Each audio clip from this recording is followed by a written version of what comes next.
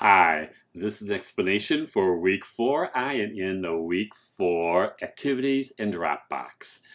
And you're going to start off this week with completing the social emotional learning survey. You know, we talked about this survey in class, and I shared that it was part of a research study that I'm doing, and I am hoping you'll volunteer your responses. It is completely anonymous. Your name will not appear anywhere in the survey. No one will know that you have actually completed the work. I just need some teacher candidates, which you are as you're thinking about becoming teachers, to respond and be part of my study, even though technically nobody will know it will be you except for you. I'm hoping you will say yes and complete it, but you have a right to say no, and it is in the survey. So when you either click on the QR code or this link, it will take you to the survey, and then after you read the designated part in the very beginning about the survey, the next question is, will you participate or not? And you can say yes or no. And if you do, and what you will need when you're completing the survey is this framework right here. It's one page, but please have this visible to you so that you can take a look at it while you're answering the information. And I know that you may not know a lot now, but hopefully by the end of the semester you'll know more when you retake the survey, because it's a pre-survey and a post-survey. The next activity, of course, will be to discuss your culturally diverse book that you read this week in class on Monday. So I'm hoping you're reading that now, as they are chapter books or novels for about the intermediate level, maybe 6th, 7th grade as well. But if you read those and bring them to class on Monday, we will have our literacy circle discussion on those books.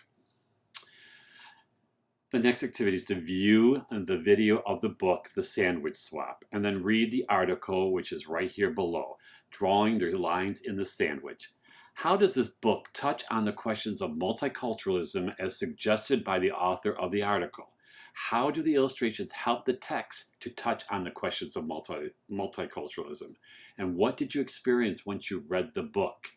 Post your response in this Dropbox. This is Culturally Diverse Week. We're going to be talking about culturally diverse books, which include multicultural books as well.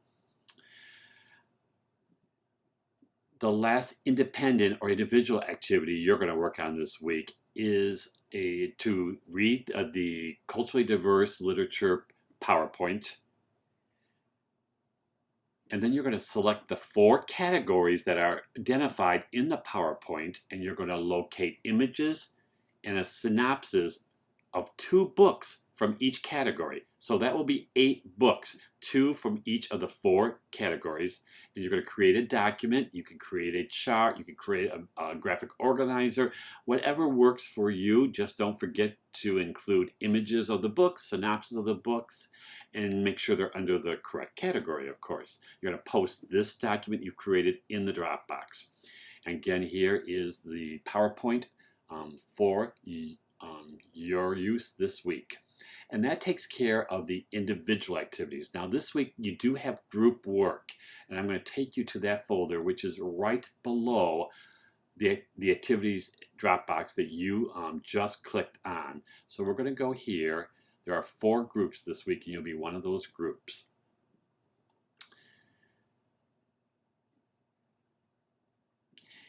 I'm going to read the directions to you. It says, the following articles below relate to the categories in the PowerPoint presentation. Just what you just completed or will be completing. So you might need to take a look at the PowerPoint presentation if you decide to do the group work first, which you should do, and I'll share that with you in just a little bit. The best books can break down the stereotypes and the way we look at different cultures. These books can surprise us, whether they are close to home or abroad, and they can change how we see ourselves. They extend the phrase, like me, to include what we thought was strange or foreign. As a group, each member should select an article, read the article, and as a group, respond to the following questions. How did these articles help your group better understand cultural diversity? What information did you glean from the article that was new or interesting to you? What did you learn about teaching cultural diversity literature in a classroom? You're going to have a discussion of your responses to these questions. Post a brief synopsis of your article for the others in your group, because not everyone will read all the articles, but they will read your synopsis and they will read your response to your synopsis, so they have a good handle on what that article is all about. You should revisit the textbook and read pages 23 through 28 in order to include that information in your group's discussion. Post your synopsis by Wednesday. You don't have to reply to everybody, but you need to post your synopsis by Wednesday and then discuss the questions posed above. So by Wednesday, each of you should have a synopsis for your group. And there should, I think there are 4 articles, and there should be 4 of you in each group. If there's 5, 2 people could read the same article, that's fine. But make sure you decide who's going to read which article, and then make sure you post by Wednesday. If you're late in posting, you will not get full credit, and then that also means your group does not respond to all of the postings because you have not posted in time. So you have enough time between Saturday through Wednesday to read the article and post it. If you need to look at the PowerPoint presentation to understand the 4 categories, go ahead and do that. You can do that before you do your group work, but make sure you do post your group work by Wednesday. You don't have to have all your work done by Wednesday. By Wednesday, your synopsis of the article you read, so people can then reply and have a discussion based on the questions I've asked here. And then you can go back and work on the rest of your independent work when you want to do that as well. And you have, of course, until Sunday, like we have the previous weeks. That takes care of your independent work explanation and your group work explanation. Of course, if you have questions, don't hesitate to ask me. Otherwise, I'll see you on Monday. I'll see you on Monday for your literacy group.